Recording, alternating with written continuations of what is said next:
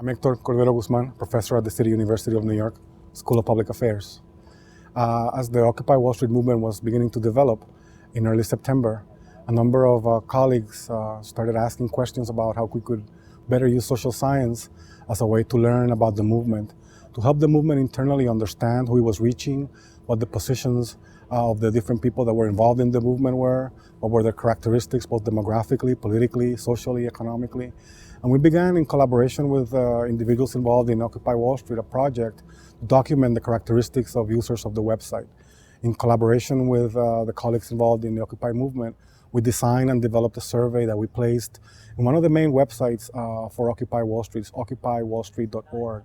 The website over the last 2 months has received over 20 million page views and about 6 to 7 million unique users. So it's reached a really significant proportion of the population interested and involved in the movement. The website includes information on news, on events, on specific actions that are taking place, on other occupations around the country and around the world that have relevance to the Occupy Wall Street movement.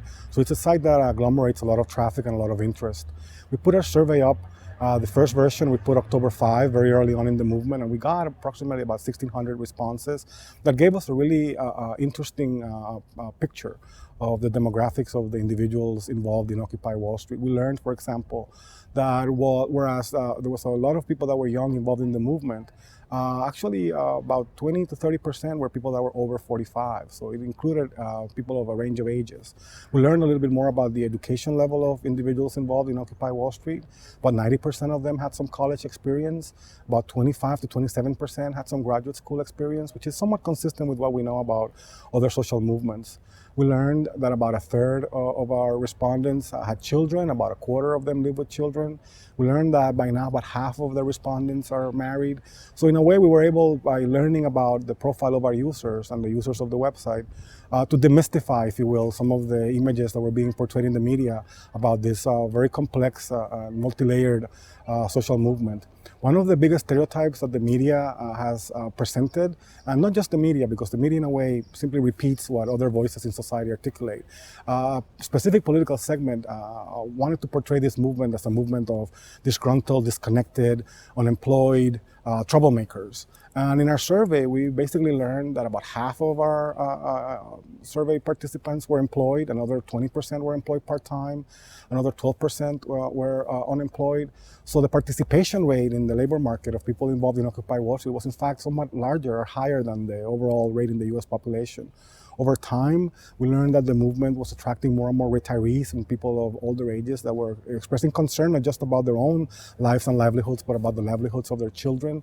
This is said perhaps to be the first generation where the children are not going to be as well off as their parents, which is kind of a monumental change in America, and which we believe is kind of somewhat related to both the evolution of the movement and the characteristics of those supporting it. So we've been able to subsequently do about 3 additional waves of the survey. We did one October 5, another one October 20 and 21. We did another on November 10 to 12, and we did the last wave after the eviction of Security Park on November 15 to 17. And we've been able to ask not just a range of demographic and close-ended questions, but we've also asked a number of very critical open-ended questions. We've asked people that are involved in the movement and participating in the website to tell us a little bit more about, have they visited any of the encampments? Have they participated in a General Assembly? To describe to us their experience with direct democracy. And not all of the descriptions, in fact, are glowing positive. For many people, the experience of direct democracy can be very challenging. They're interested in learning more about how to communicate with others. They're interested in learning more about others' opinions. But the process of coming to consensus is not always an easy one when there are differences of opinion, differences of perspective. And I think it's been generally a very enlightening experience for most people. We've asked individuals to comment a little bit on the role of the police and police repression in the movement.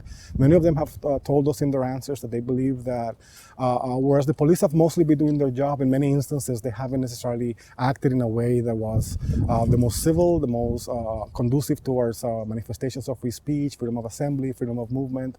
And it's opened up a lot of eyes on people in terms of being able to really see the way in which the state has responded to some of the Occupy events and some of the Occupy actions. We've also asked people to tell us a little bit about their political views, and we've learned the very rich way in which Americans categorize and classify themselves politically. It really breaks from the stereotype of kind of left-wing, right-wing, and we really have a lot of responses that show a lot of independence of thought among members that are, or individuals that are accessing the Occupy Wall Street website and that are involved in the movement. Lastly, I think that there's a perception that individuals involved in this movement are somewhat politically apathetic or disconnected from the mainstream political process. And we learned that they're very critical of the mainstream political process, but they're critical because they understand it and they're very engaged in it. More than 80% of respondents to our survey, people that are supporting Occupy Wall Street, are registered to vote. And a very large proportion, also 80 to 90%, are expressing interest in voting in the next election and that they will vote. So 70%, between 60 and 70%, depending on the wave, told us that they were politically independent, that is to say, not Democrats or not Republicans.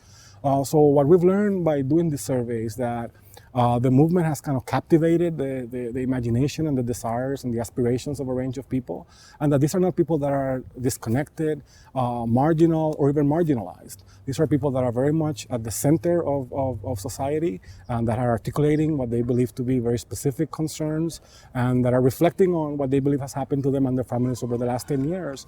And they've found their outrage and they've found their voice through this movement. When we ask, lastly, participants whether they believe the movement is going to continue to grow, a large proportion of them, over 80%, tell us that they believe the movement is going to continue to grow and that they anticipate that there's going to be more direct action, mass demonstrations, and other kinds of activities through the winter and towards next spring.